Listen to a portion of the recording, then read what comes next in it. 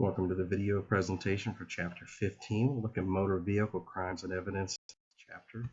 Talk about motor vehicle theft and the typical motivations, motor vehicle processing techniques, so what we do to process cars, vehicle identification numbers, hit and run, using her daughters as traffic pylons. Not such a good idea. All right, so what types of crimes or crime scenes can involve motor vehicles? Well, it's wide open. Any sort of crime that involves a motor vehicle has the potential for this. So obviously accidents or crashes is what the preferred term is today. Fatal crashes get a thorough investigation. Serious injury crashes where there's a potential for a fatality. And hit and run cases where somebody hits either a person or a car or both and leaves the scene. Vehicle theft, and then any crime where the vehicle is used. So it may be used to get away from the scene or flee, or it may be used to commit the crime, such as an assault, a deliberate striking of another individual, or even a drive-by shooting. Looking specifically at motor vehicle theft, why is it committed? Joyriding, or just the thrill of stealing a car and driving it around. A lot of juveniles do that, or they may use it to go from point A to point B, steal another car to get back. Connected with another crime, so a person may want to rob a bank. They obviously don't want to use their car with their license plate, so they steal a vehicle to do that. And then there's profitable motor vehicle theft, where there's an actual ring that gets money for the sale of stolen cars, or actually transporting them to foreign countries for sale. Stolen cars are usually found through two different ways. An officer may discover them from a hot sheet or a license plate reader hit, where a stolen vehicle is found driving down the road or abandoned, or in many cases citizens will notice a car on their street that doesn't belong and call the police to report it as an abandoned auto. If we find the suspect in the vehicle, there's really no need to go through the laborious process of fingerprinting the car to place them in possession. We already probably have dash camera video that they are in the car, and hopefully a confession as well, so there's no need to go through all of that. In either case though, when we recover a stolen vehicle, we have to do a complete inventory. So we don't want to find things like narcotics left in there that the suspect can get back, or the victim may find. And we have even had cases of bodies found in the trunks of these cars. Definitely don't want that. Processing is similar to any other crime scene in some respects, in that fragile evidence should be addressed first. Your blood and your biological materials. Photography is very important. Fingerprints. Cars are very conducive to fingerprints. There's many locations where glass is located, nice smooth surfaces where you'll find fingerprints. In cases where the car is found outdoors, you have to take into account the elements. If it's cold, if it has a nice mist on the car from it being cold temperatures, it is best to transport it somewhere and allow it to assume room temperature in an indoor environment prior to attempting to fingerprint it. Water and fingerprint powder simply don't mix. So a rainy environment would be bad too. We always take a look at the odometer. In some cases you may be able to determine how far the vehicle was driven once it was stolen and figure out perhaps if it was used in a crime. So here's just a picture of a car that was transported. Before transport, you can see that they sealed the doors to assure that nothing was tampered with on the tow truck from the scene to the place where it was going to be processed. Processing again can include things like blood spatter as pictured here. A search has to include every compartment on the vehicle, and a lot of modern vehicles have a ton of compartments. So a careful, cautious search is necessary. If you're looking for drugs, for example, they can be secreted just about anywhere inside of the car. Don't forget the engine and trunk areas. Again, large-scale cartel-like transportation of narcotics, they can definitely secrete drugs into the engine area and also the trunk. Processing is going to depend upon what crime it is. If it's a drive-by shooting, obviously you're going to look for things like shell casings and that sort of thing. In some cases, it may be very important to determine how long a vehicle has been at rest. So if it's a suspect in a drive-by shooting, you may want to know how long that vehicle has been at their residence when you find it. And in some cases, you can take the temperature of the radiator fluid and determine that based upon the ambient temperature in the environment, and get an approximation anyway of what the radiator fluid temp should have been. Oftentimes you'll dig so deep into a vehicle that you'll remove parts like carpet, door panels, and that sort of thing, not only to search but also look for things like blood evidence that may have fallen down into cracks and crevices. Suspects often, again, will attempt to clean their vehicle and remove that evidence, but they'll miss those types of areas. If we find an abandoned vehicle, we always consider whether or not it is stolen and not reported, so we'll try to take the information from the registration of that car, backtrack it, find the owner, and ask them if they know where their car is. In cases where it looks stolen, there's damage to the steering column or the ignition, and we can't find the owner. In those cases, I'd recommend processing that vehicle as if it was stolen.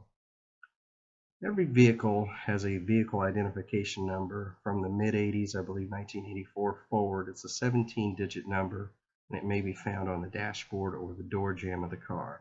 That number decoded can tell you what that car is supposed to be. So you can see a VIN that has been decoded here, and it tells you the model year, where it was manufactured, the check digit, what engine should be in it, etc. A VIN can also tell you who the owner is through a vehicle registration search, not just through the license plate, but through the vehicle identification number. It is illegal to have a car that does not have a VIN plate where it should, or the VIN has been altered, or what we call a retag, where somebody has taken a VIN off another car and put it onto a different car. You'll see this sometimes where they'll go to a salvage yard, take a VIN plate off of a very similar car and put it on an car that has been stolen.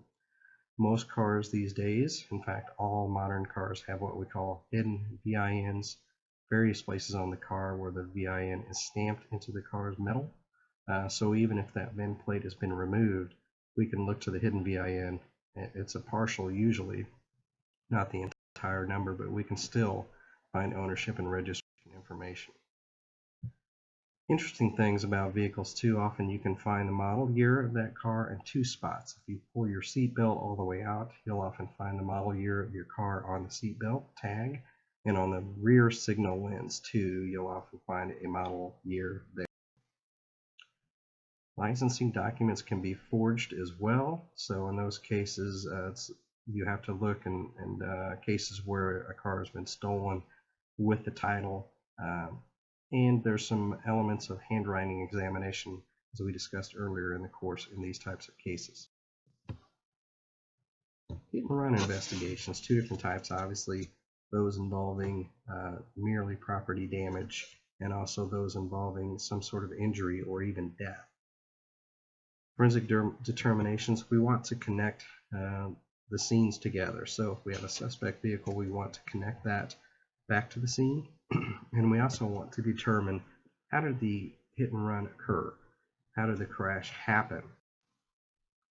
Typical evidence in a hit and run investigation: paint chips or scrapings where one car hit the other and may have left paint chips at the scene, glass damage from headlamps, plastic reflectors, or even windshields or windows, pieces from grill work. If you look at cars, most of them have a plastic grill. Those tend to shatter, and of course transfer between the two. So there are actually 4 collections that happen in a transfer hit and run investigation of transfer paint. You can see A, where the suspect vehicle left paint on the victim's car.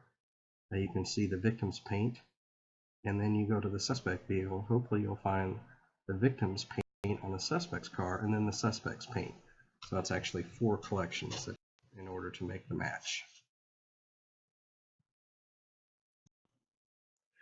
Issues with any traffic investigation, including hit and runs, is that the crime scene is definitely far from ideal. You have time limitations because of traffic concerns, so officers may feel to quicken the pace. You do have to work pretty steadily and as quickly as possible while doing a thorough investigation. Sometimes the traffic merely has to wait until it is done correctly. And lighting conditions, particularly if at night, may make this more difficult to do. Overall, photos of all types are necessary that we've discussed throughout the course, but overalls are important. In pedestrian accidents where someone was struck, a pedestrian in a hit and run investigation, you may find paint and transfer evidence on the victim's clothing, so that's important to take a close look at. Headlamps, it is actually possible to determine from headlamps whether or not the light was on or off in an investigation of an older car, and CDR information, which we'll talk about here soon, can also tell you that. There's lots of normal evidence like soil that may come up in a hit and run investigation too. Breakage comparison, if you remember early on we talked about how breakage comparison is helpful in matching evidence to a specific source, individualized evidence earlier in the course. This works well with glass or lenses in some cases, or we can do a breakage comparison. And in some cases, there's actual impressions from the vehicle on the victim's body we can attempt to make a match with. Paint chips, there could be color and edge comparisons if it's a large chip, but the color comparison we can make. If it's custom paint, that's probably even better. The FBI does have a database of all of the different paints used by car manufacturers, so we can actually send a paint chip in and they can tell us that it is a paint consistent with a certain make and model year of vehicle.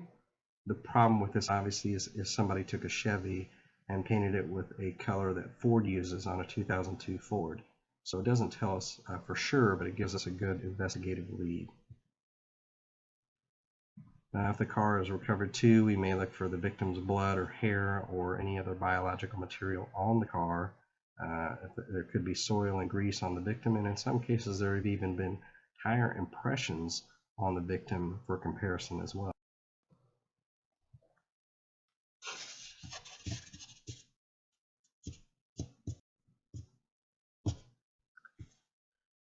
Processing the suspect vehicle, very similar to processing stolen vehicles. Fingerprints, hairs, fiber blood, any damage is very important to document to see if it's consistent with the injuries found on the victim.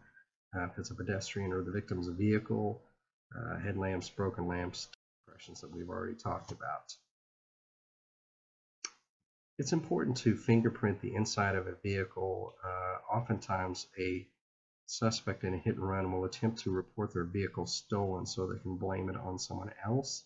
So fingerprinting the inside can disprove that anyone else was in the car, or at least partially disprove that in a circumstantial case.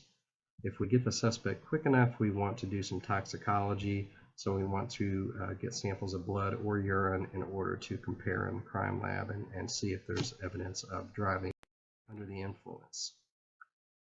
Complex mathematical formulas can actually be used too in skid evaluation. So if an individual slammed on the brakes, we can determine speed and things of that nature by evaluating the amount of skid left on the roadway. Modern cars, all of them have crash data retrieval systems. Some of your older cars do not, but CDRs are essentially, it's a black box for vehicles. So you'll hear about black boxes in airplanes. Well, your car has one too, and we can actually retrieve information to determine the speed the car was going, whether the airbag deployed, whether the individual was braking or accelerating, if they had their seat belts on, and changes in velocity and RPMs.